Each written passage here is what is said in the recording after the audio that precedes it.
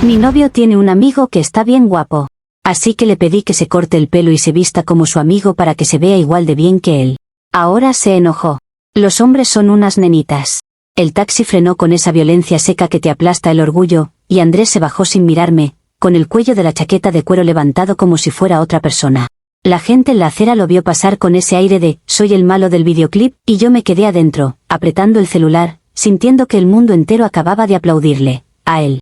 En la pantalla, la última foto de referencia seguía abierta, la misma que yo le había mostrado al barbero para que lo dejara igual. Y lo peor fue que por primera vez pensé, tal vez lo dejé demasiado bien, para mí. Si quieren saber por qué terminamos así, les voy a contar el origen de esta injusticia. Yo conocí a Andrés en una etapa donde yo estaba cansada de hombres con potencial, que se quedaban en promesas, y él, en cambio, era estabilidad pura, como un café sin azúcar, te lo tomas porque hace bien, no porque te emocione. Él trabajaba, era responsable, me respondía los mensajes sin juegos, y tenía esa ternura torpe de los hombres que creen que con ser buenos ya cumplieron. Al inicio eso me pareció hermoso, porque una se cansa de la adrenalina, de la incertidumbre, de que te hagan sentir una opción. Pero luego empecé a notar que Andrés no era solo estable, era conformista con su imagen, con su rutina, con su vibra de «me visto lo primero que encuentro». Y yo, que soy una mujer que aprecia la estética como lenguaje, empecé a sentir que me estaban hablando en un idioma feo. Andrés era de esos que creen que un polo limpio es moda, y que si el pantalón no tiene huecos ya es suficiente. Su corte de pelo era ese que te hacen en la escuela cuando te llevan a la barbería para que no molestes, y él lo defendía como si fuera una filosofía. Yo lo miraba de perfil y pensaba que su cabeza no estaba mal, lo que estaba mal era lo que había encima, como un buen cuadro con marco horrible. Y no lo digo por cruel, lo digo porque yo veo lo que se puede mejorar, yo veo el diamante aunque otros se conformen con la piedra. A mí me irrita esa pasividad masculina de «así soy yo», como si fuera una virtud no evolucionar. La dinámica entre nosotros era clara desde temprano, yo proponía planes, yo cuidaba la vibra, yo empujaba la relación hacia algo presentable. Andrés se dejaba querer, se dejaba guiar, y eso en el fondo le encantaba porque no tenía que tomar decisiones. Yo le elegía restaurantes donde no te sirven en bandeja de plástico, le decía qué foto subir para que no parezca un señor divorciado, y hasta le corregía cómo se tomaba selfies. Él me agradecía con esa sonrisa blanda, como niño contento porque lo aplauden. Yo pensé que él entendía que yo no lo controlaba, yo lo elevaba, que no es lo mismo. Y ahí entra Javier, su mejor amigo, el problema con patas y mandíbula marcada. Javier era el contraste ofensivo, el recordatorio de que Andrés se estaba desperdiciando. Llegaba con su corte degradado perfecto, barba delineada, ropa urbana que parecía pensada por un estilista, y ese perfume que anuncia su presencia antes que él. No era que yo estuviera enamorada de Javier, por favor, yo no soy de esas que se deslumbran por un hombre, pero uno tiene ojos. Y sobre todo, uno tiene un estándar. Cuando Javier estaba cerca, Andrés parecía el primo formal que acompaña al guapo a la fiesta. Lo peor es que Andrés admiraba a Javier, pero como admiración pasiva, como quien mira un Ferrari y dice, qué bonito, sin pensar en cómo llegar ahí. Javier le daba consejos vagos, del tipo, tienes que creértela, ponte más vivo, y Andrés asentía como si estuviera recibiendo sabiduría ancestral. Yo observaba esa amistad y pensaba, ¿cómo puede estar al lado de alguien así y no contagiarse de la estética, aunque sea por ósmosis? Yo sabía que la respuesta era simple, porque Andrés no se exige. Y entonces, como mujer que ama, me tocó hacer el trabajo que ellos no hacen. Yo empecé con comentarios suaves, educativos, casi maternales, porque yo tengo paciencia cuando siento que vale la pena. Le decía que un corte nuevo le abriría la cara, que una chaqueta bien puesta puede cambiar la energía de una persona, que verse bien no es superficial, es respeto hacia la vida. Andrés me respondía con excusas de hombre, que el pelo crece, que la ropa es ropa, que no tiene tiempo. A veces se reía como si yo estuviera jugando, como si mis estándares fueran un capricho y no una guía. Y ahí fue cuando me di cuenta de que con Andrés no se negocia con palabras, se interviene con hechos. Además, seamos honestas, si un hombre te dice que te prefiere con cierto estilo, todas entienden que es gustos, pero si una mujer pide que su novio se arregle, ya es control. Es una doble vara que yo no voy a aceptar, porque cuando yo me esfuerzo por verme bien, nadie me hace un monumento, es lo mínimo. Entonces, ¿por qué él puede vivir con ese corte de niño y esa ropa de contador de 50 como si fuera normal? Yo no estaba pidiendo algo imposible, estaba pidiendo que no me diera vergüenza estética. Y eso no es superficialidad, eso es supervivencia social. La primera vez que se lo dije más directo fue después de ver una foto donde salíamos los tres, yo, Andrés y Javier. Yo me veía divina, Javier se veía como portada, y Andrés parecía el que está ahí por accidente. La foto era una humillación silenciosa, una prueba de que yo estaba sosteniendo el look de la relación sola. Le dije que necesitábamos un cambio y que yo lo iba a ayudar. Él me miró raro, como si yo estuviera diciendo que necesitábamos terapia de pareja, y se puso defensivo. Ahí fue cuando supe que él iba a actuar como nenita, o sea, como hombre, ofendido por algo que le conviene. Yo tomé la decisión lógica, la adulta, la que resuelve. Si Andrés no sabe qué hacerse, yo se lo muestro. Si Andrés no tiene criterio de moda, yo le doy un modelo. Y el mejor modelo estaba literalmente al lado, Javier. No porque yo quisiera a Javier, sino porque Javier era el ejemplo funcional de lo que es un hombre que se cuida. Yo le dije a Andrés que su amigo se veía bien y que podría inspirarse, como cuando tú le dices a una amiga donde compraste un vestido bonito. No es una amenaza, es una recomendación. Pero Andrés, como siempre, lo convirtió en drama. Ahí empecé a notar algo que me molestó más que su ropa, su inseguridad. Porque en vez de decir, ok, me arreglo, empezó con preguntas raras, con esa victimización masculina de, ¿te gusta él? Yo le expliqué que no se trata de gustar, se trata de elevarse, de presentarse bien, de estar a la altura de su propia vida. Él hizo esa cara de perro regañado que odia obedecer pero tampoco sabe qué proponer. Y yo, como mujer eficiente, decidí que iba a hacerlo fácil para él, sin espacio para que se haga el filósofo. Fui y le compré una chaqueta de cuero casi idéntica a la de Javier, porque no hay que reinventar la rueda cuando la rueda funciona. Se la mostré como sorpresa, con emoción, esperando que se sintiera querido, mejorado, bendecido. Andrés primero se rió, luego se quedó serio, y ahí comenzó el show, diciendo que yo lo quería convertir en otra persona. Yo le dije que exageraba, que una chaqueta no te cambia la identidad, te cambia la presencia. Él empezó a hablar de superficialidad como si fuera un pecado mortal, como si él fuera un monje y yo la tentación. Y lo peor es que lo decía usando una camiseta que parecía uniforme de oficina. Entonces hice lo que cualquier persona haría si quiere resultados, organicé una cita sorpresa en la barbería, porque si lo dejas en manos de un hombre, termina, luego veo. Yo hablé con el barbero, le mandé la foto del corte de Javier, y pedí instrucciones precisas porque no es lo mismo, más corto, que bien hecho. Andrés llegó, vio que yo había planeado todo, y en vez de agradecer, se enojó. Dijo que yo lo trataba como muñeco, que yo no respetaba su esencia, que era una falta de respeto. Y yo, de verdad, me quedé fría, porque no estaba entendiendo que yo le estaba dando una mejora gratuita. Él se levantó de la silla de la barbería con ese orgullo tonto de hombre que cree que resistirse es dignidad. Me dijo que yo estaba obsesionada con Javier, que era obvio, y que esto era humillante. Yo le respondí que humillante es salir conmigo pareciendo contador de 50, que la gente también juzga, que el mundo es visual y él vive como si fuera invisible. Él me acusó de ser superficial, y yo le dije que ser superficial sería no hacer nada y dejarlo así, abandonado en su mediocridad estética. Porque yo lo quiero, por eso lo empujo. Si no me importara, me daría igual. La discusión se volvió más grande de lo que debía porque Andrés no sabe discutir sin ponerse dramático. Empezó a hablar de valor y amor verdadero, como si eso pagara el impacto que tiene una imagen en una pareja. Yo le dije que el amor también es invertir, que si yo invierto tiempo, energía, y hasta dinero en mejorar la relación, él también debe poner de su parte. Él dijo que yo lo comparaba con su amigo, y yo le dije que no es comparación, es referencia, como cuando te comparan con una versión mejor de ti misma para que despiertes. Eso es motivación, no crueldad. Al final, Andrés se fue de la barbería sin cortarse el pelo y sin llevarse la chaqueta, como si fuera un acto de rebeldía épico. Yo me quedé con la sensación de que estaba discutiendo con alguien que no entiende lo básico, el esfuerzo se nota. Yo me fui a mi casa con la chaqueta en el brazo, con la foto de Javier todavía en el celular, y con esa rabia de que una haga todo por su hombre y él lo vea como ataque. Y encima tuvo el descaro de decirme que era superficial, como si él tuviera profundidad, por favor. Yo terminé esa noche pensando que si él no entiende esto, entonces no entiende nada, y ahí se rompió algo por primera vez. Comentarios de la historia principal. Usuario Anónimo 1 dice, o sea, lo citaste a una barbería con una foto del mejor amigo para que lo dejaran idéntico, y todavía te sorprende que se enoje. Eso no es elevarlo, eso es querer salir con Javier pero por delivery, y encima le compras una chaqueta clon como si Andrés fuera tu maniquí personal.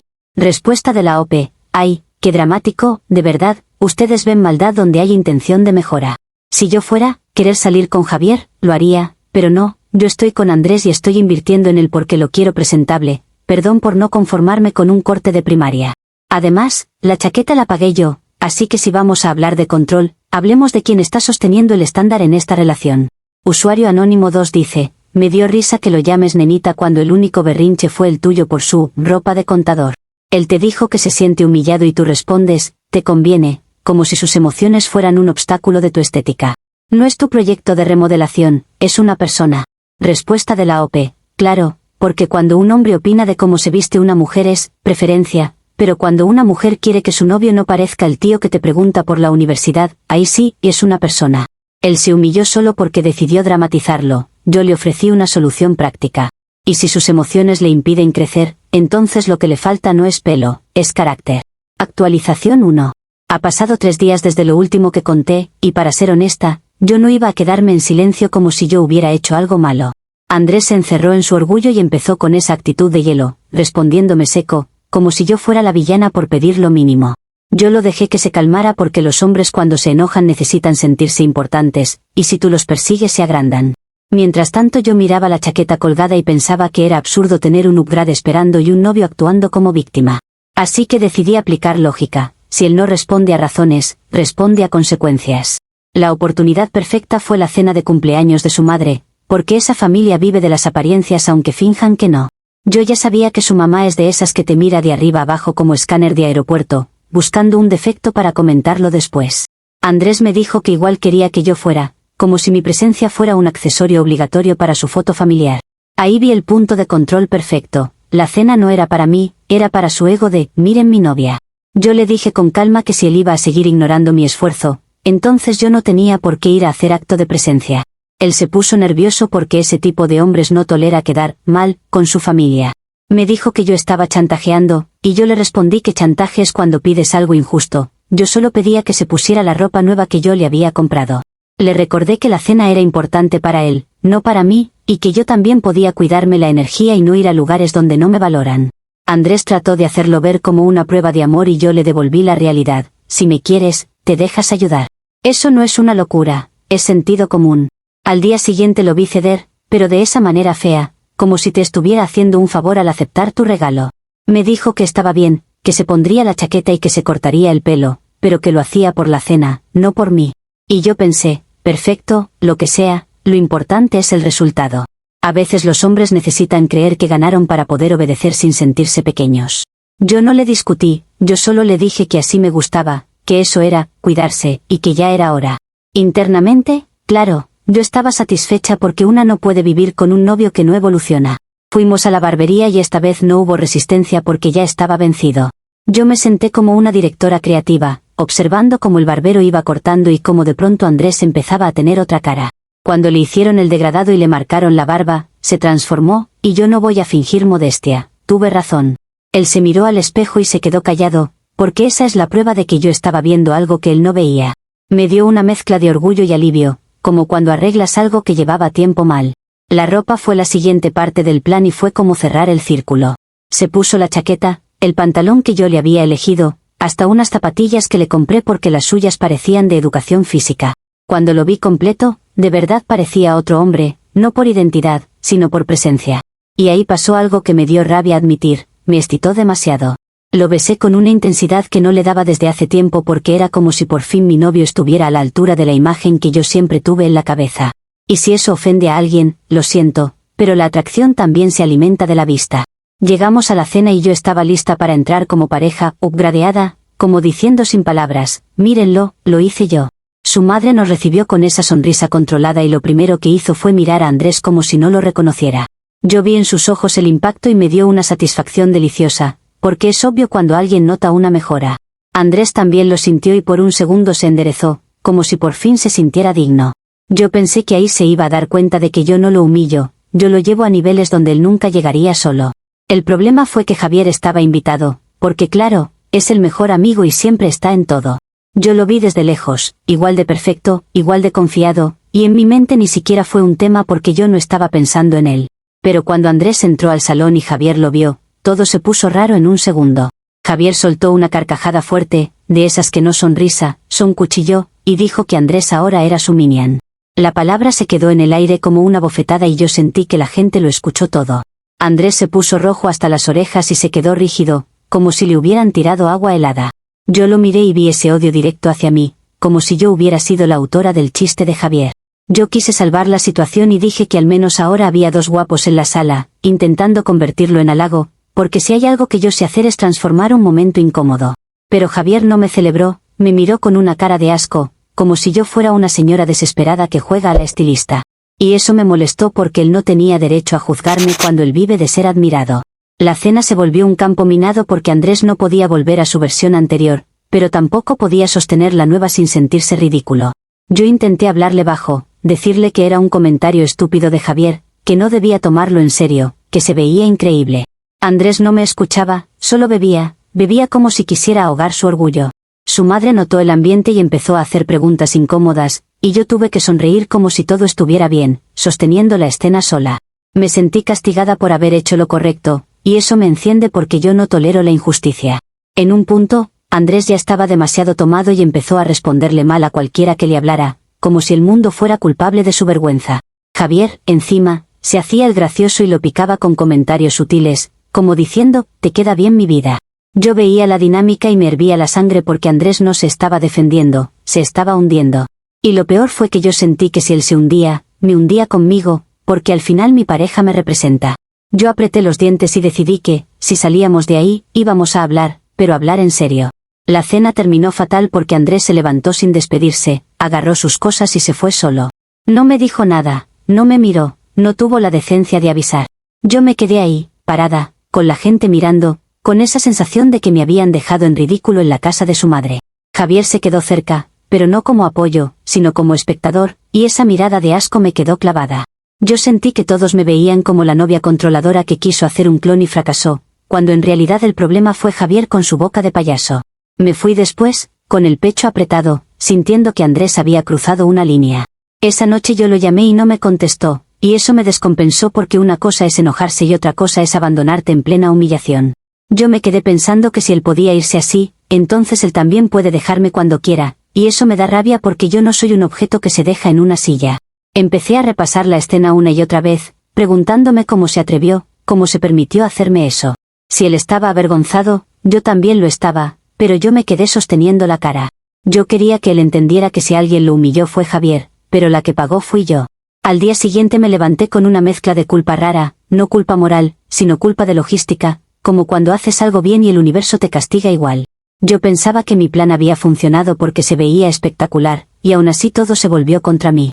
Me pregunté si Andrés se iba a quitar la ropa, si se iba a rapar el pelo por despecho, si iba a decirle a su mamá que yo lo obligué.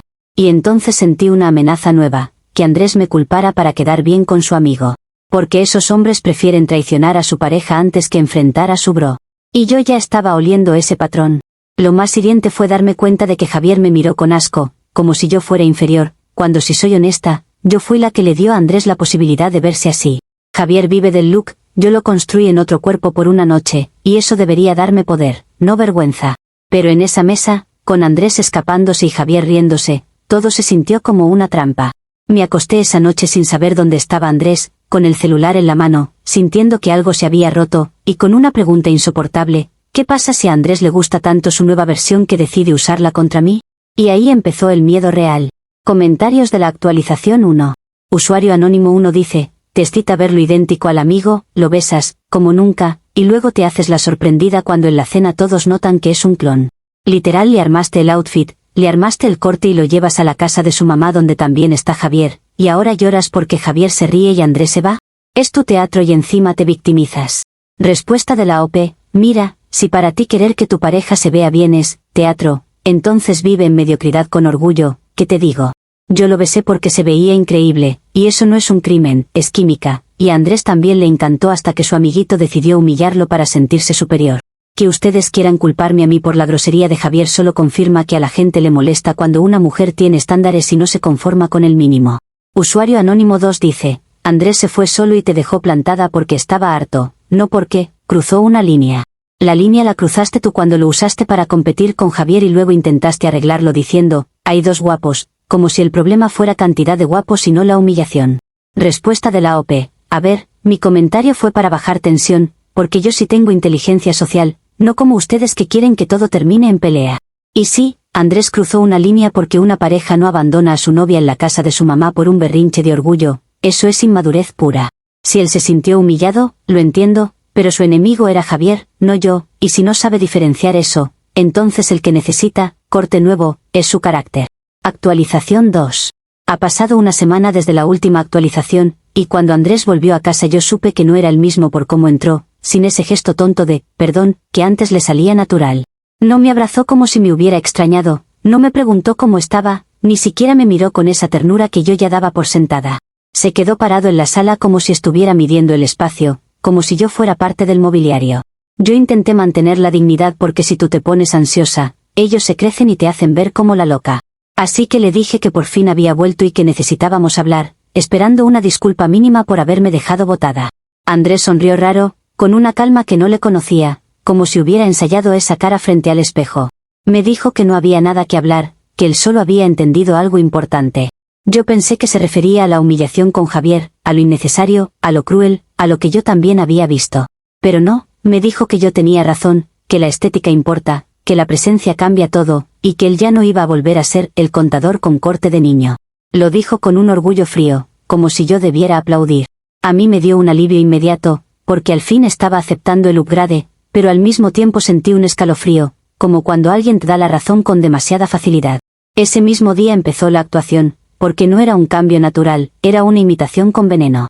Yo lo vi caminar distinto, hablar distinto, incluso reírse distinto, con esa risa corta y segura que Javier usa para que todo parezca chiste. Andrés se sentó en el sofá como si fuera un rey aburrido y me pidió que le sirviera agua, no porque tuviera sed, sino porque quería probar hasta dónde llegaba mi paciencia. Yo se la llevé por evitar pelea, pero dentro de mí se encendió una alarma. Andrés nunca había sido así, y de pronto estaba jugando a ser otro, como si el corte de pelo le hubiera instalado una personalidad nueva. Y lo peor es que lo hacía mirándome, buscando reacción, como si yo fuera su experimento. Al segundo día entendí que no era casualidad cuando me contestó feo por una tontería.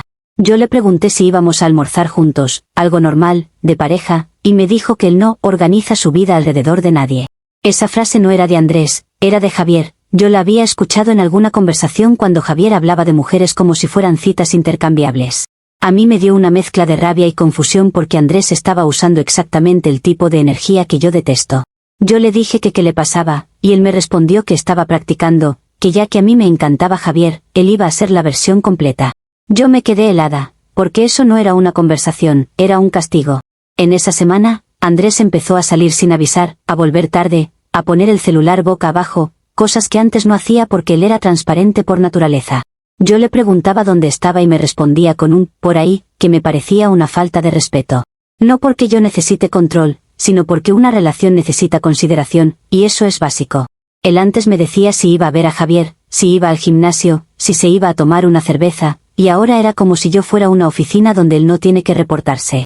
Yo me repetía que era una fase, que estaba dolido, que se le pasaría, pero cada vez que lo veía actuar así, sentía que yo misma había prendido una mecha. Lo más irritante era que lo hacía con una sonrisa, como disfrutando la incomodidad. Un día me dejó en visto por horas, algo que jamás había hecho porque él era de esos que responden rápido, y cuando llegó a la casa, yo ya estaba con la garganta apretada. Le pregunté por qué me ignoró y él me dijo que Javier no contesta al instante, que Javier se hace extrañar, que eso es atractivo. Yo le dije que no estaba jugando a seducirme, que éramos pareja, y él me respondió que quizás yo necesitaba sentir la adrenalina, que quizás eso era lo que me gustaba de Javier. Me revolvió el estómago escuchar mi propio discurso de presencia y atractivo, convertido en arma contra mí. Y encima lo decía con esa seguridad falsa que le quedaba grande, como ropa prestada. Yo intenté ser razonable, porque a mí me importa la relación, aunque la gente crea que por tener estándares una no siente. Me senté con él a hablar y le dije que esto no era un juego, que él se estaba desfigurando por orgullo. Le expliqué que una cosa es verse mejor y otra cosa es tratar mal a tu novia, porque el estilo no te da permiso de ser cruel. Andrés me escuchó con esa mirada de, te estoy haciendo un favor, y me dijo que yo quería un hombre con valor de mercado, pues ahí lo tenía. Me habló como si yo fuera una cliente insatisfecha, no su pareja. Yo sentí que me faltaba el aire, porque era como si yo hubiera perdido a Andrés y me hubieran dejado un reemplazo barato. El tercer evento que empeoró todo fue cuando Javier se volvió más presente, como si oliera el caos y quisiera meter el dedo. Andrés empezó a ir al gimnasio con él más seguido, a copiarle hasta la música, y a subir fotos con ese ángulo típico de, mírame el brazo, que Andrés antes ni sabía hacer. Yo no soy celosa en teoría, porque yo confío en mi valor, pero ver a tu novio fabricándose como el clon de su amigo y encima recibiendo aprobación del original es un tipo de tortura que no le deseo a nadie. Andrés se reía cuando yo lo miraba incómoda, como si dijera sin decir, esto lo creaste tú. Y ahí entendí que no era que Andrés quisiera ser Javier, era que Andrés quería que yo sufriera por haberlo comparado. Yo intenté recuperar control por la vía emocional, porque cuando alguien se está volviendo frío, tú le recuerdas lo que construyeron. Le saqué el tema de lo que antes éramos, de lo bueno, de lo dulce, de cómo él me cuidaba, de cómo yo también lo cuidaba. Le dije llorando que yo no quería esto, que yo solo quería que él se arreglara, no que se convirtiera en un patán. Andrés me miró con una calma insoportable y me dijo que Javier no le da explicaciones a nadie, que Javier no se conmueve por lágrimas. Me dijo que si yo quería al hombre, seguro y atractivo, entonces tenía que aguantar lo que viene con eso. Su sonrisa fría me partió algo por dentro, porque era como verlo disfrutando de mi dolor con una máscara encima. Los días siguientes fueron un carrusel de humillaciones pequeñas pero constantes. Me hablaba como si yo estuviera exagerando, como si yo fuera dramática por pedir respeto. Me decía que antes yo lo quería cambiar, y ahora que cambió me quejo, que yo nunca estoy satisfecha. Y claro que no estoy satisfecha, porque esto no es un cambio sano, es una venganza con perfume caro. Él empezó incluso a coquetear con mujeres en mi presencia en redes, comentando historias, riéndose, como si quisiera que yo lo vea. Yo lo encaré y me dijo que era normal, que Javier hace eso y ninguna le reclama. Yo sentí que el piso se me abría, porque de pronto mi relación se había convertido en un experimento social dirigido por Javier. Yo traté de decirle que esto ya era demasiado, que estaba dañando la relación, que si seguía así iba a perderme. Andrés me respondió que si yo me iba, entonces era porque yo nunca lo quise como era, que yo solo quería un accesorio que combine con mi vida. Me lo dijo con esa voz de moralista que da asco, porque él estaba actuando peor y aún así encontraba la manera de pintarme como la mala. Yo me di cuenta de que estaba atrapada en una trampa. Si lo criticaba, era porque no me gustaba su nueva versión, y si lo aguantaba, era porque yo lo merecía. Esa doble vuelta me volvió loca, y por primera vez pensé que esto no iba a pasar en 2 días, que Andrés estaba decidido a sostener este personaje hasta que yo me rompa. La amenaza que me quedó al final de esa semana fue clara y fea. Andrés empezó a hablar de irse un fin de semana con Javier y unos amigos, y lo dijo como si fuera un hecho, sin preguntarme nada.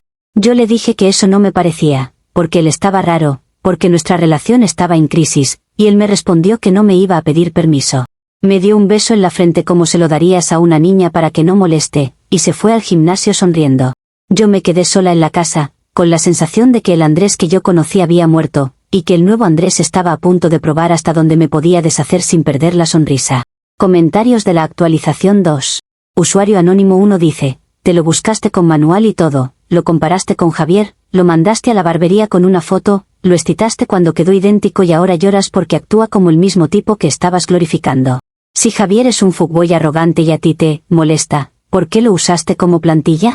Respuesta de la OP. Porque una cosa es verse bien y otra cosa es tratar mal, y el hecho de que ustedes no sepan diferenciar eso explica muchas cosas. Yo jamás glorifiqué que Javier sea un patán, yo resalté su estética, su presencia, lo visual, lo que sí se puede copiar sin volverse basura humana. Andrés está usando el nombre de Javier como excusa para ser cruel y justificar su falta de consideración, y eso no es consecuencia, eso es inmadurez disfrazada de lección. Usuario anónimo 2 dice, ¿dices que no eres celosa pero te arde que suba fotos y vaya al gimnasio con Javier? Te arde porque lo perdiste como proyecto, y ahora él hace lo que quiere. Lo más gracioso es que te quejas de que te contesta feo cuando tú misma lo tratabas como un muñeco al que le compras outfit y le pones cita en barbería. Respuesta de la OP, me arde porque esto no es libertad, es provocación, y cualquiera con cerebro lo entiende.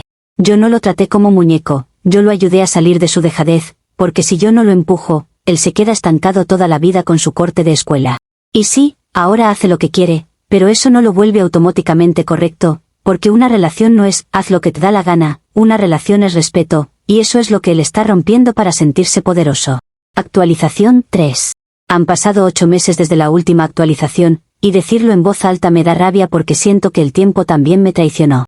Yo pensé que esto era una fase, un berrinche largo, una etapa de Andrés probando su ego nuevo hasta cansarse. Yo pensé que en algún momento el Andrés dulce iba a asomarse, aunque sea por accidente, como cuando alguien se olvida de actuar y se le escapa un gesto real. Pero no, Andrés se metió tanto en el papel del clon de Javier que dejó de ser un papel. Y lo peor es que el mundo lo recompensó por eso, como siempre pasa con los hombres cuando se vuelven peores. Los primeros meses fueron una guerra silenciosa donde yo intentaba recuperar algo y él se dedicaba a demostrarme que ya no me necesitaba.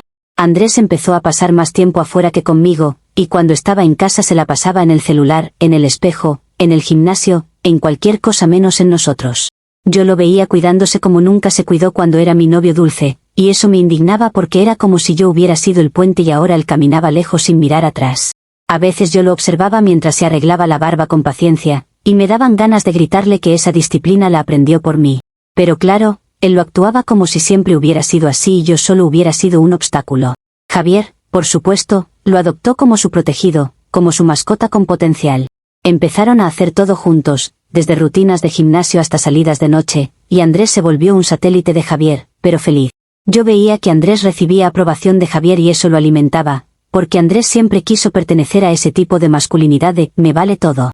En su mente, volverse Javier era volverse invulnerable. Y yo, que antes lo quería elevar, me convertí en la prueba de su nueva crueldad, como si hacerme daño fuera parte del entrenamiento. Con el tiempo, Andrés empezó a subir historias sin camisa, en el espejo del gimnasio, con esa música de macho que pretende ser sofisticado. Yo al inicio lo veía como algo ridículo, porque Andrés ni siquiera era de exhibirse, pero luego vi los mensajes que le llegaban, las reacciones, las mujeres comentando fuego, y sentí una punzada en el pecho. No porque yo no pueda competir, sino porque yo estaba viendo cómo el mundo le celebraba una versión del que yo jamás quise emocionalmente. Y sí, yo fui quien prendió la chispa estética, pero yo no pedí que se volviera un tipo que trata a su novia como estorbo. Aún así, todo el mundo actuaba como si él fuera una historia de superación y yo fuera el villano que lo limitaba. La relación se fue erosionando con detalles diarios, con desprecios pequeños, con silencios, con ese tono condescendiente que él empezó a usar como firma. Yo intentaba tener conversaciones serias y él las convertía en burlas, como si mis emociones fueran un meme. Me decía que yo era intensa, que yo era drama, que yo necesitaba atención, exactamente como Javier describe a las mujeres cuando quiere deshacerse de ellas.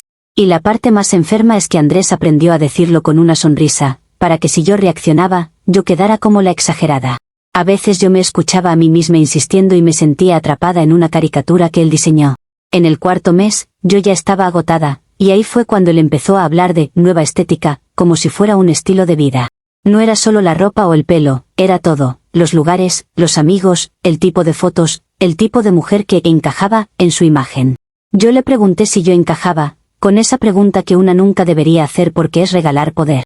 Él me miró de arriba abajo como si yo fuera un producto y me dijo que yo era demasiado seria para su nueva vibra, que yo me complicaba por todo. Yo sentí que me abofeteó sin tocarme, porque yo era la que le había dado esa vibra, y ahora me estaba diciendo que yo no servía para ella.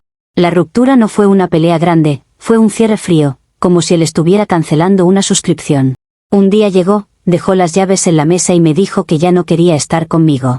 No lloró, no se quebró, no intentó arreglar nada. Me dijo que yo no encajaba con su nueva estética, así, tal cual, como si fuera un argumento válido para dejar a alguien después de todo.